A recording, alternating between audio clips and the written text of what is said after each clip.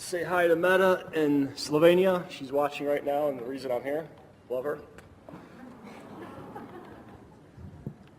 So I know the now is where it's at, but Where what's at? just being present. Everything that matters right here, where all your power is. Yeah. And I've been meditating for like 20 years, but I've been a daydreamer since I was a kid. Good.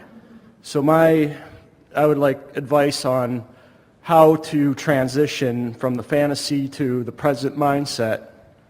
By stop calling it fantasy. Just, In other words, because anything that you are focusing on with pleasure, you're creating an environment that will fill in with it. So, but in the distinction that I'm just daydreaming and that this doesn't amount to anything, then you're introducing resistance that doesn't let it amount to anything. okay. And how to prevent from continually going back there. Well, you'll feel it when it comes. In other words, for all of you, really, you have moved into a new vibrational place just as a result of the resonance that you felt here in these discussions today. So it is unlikely that you will stray too far from this understanding without feeling it. In other words, there is some momentum in old thoughts, but it's unlikely that when the old thought, the unhelpful old thought momentum takes place, that you won't recognize it and say, oh, wait a minute, I can do something different. The thing that is the most challenging for our human friends is that you have oriented yourselves to believe that when things slow down or when things don't look like they're going as well as you want to, that's the time to pull out the stops and apply the focus and the energy. And so this conversation is a little upending, as we explained to you, but what are you applying the energy to? The wanted or the unwanted? And anytime you're trying to make something happen, anytime that there's that feeling of efforting, then there's resistance that you're trying to overcome, but you don't overcome the resistance, you activate it. So it's in the not trying that things happen. That's why we explained from the beginning, step one is the trying part. That's where you're sifting and sorting and asking. And there's plenty of resistance in that step one part, but it's a necessary part of the process. But then there's no resistance in step two. We see what you want. We know what you want. We know where it is. We know where you are in relationship to it. We know what the path of least resistance is. And here comes the inspiration. Full on, all the time. Full on, permeating you at all times.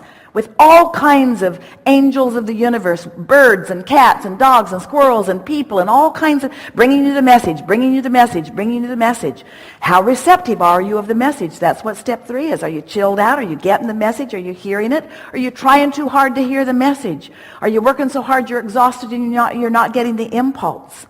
How is it that you move? How is it that the vibrational reality evolves into a reality that you can see and hear and smell and taste and touch? You translate it. You are the vibrational perceiver of it. But in your negative emotion, your ability to perceive is almost non-existent, you see.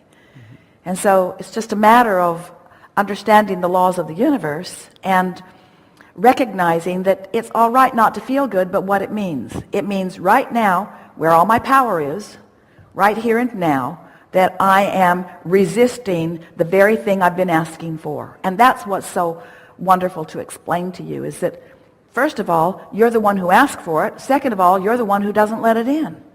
And none of it is coming to you if you didn't ask for it.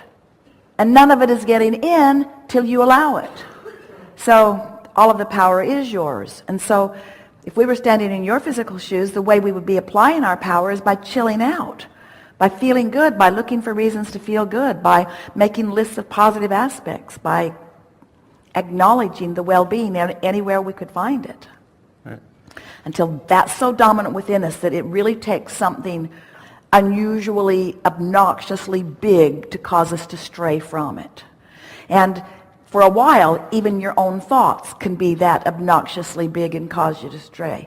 Even your own memories can be that obnoxiously big and cause you to stray because they've got momentum to them. But the momentum will peter out the less airtime you give them. It's our promise to you.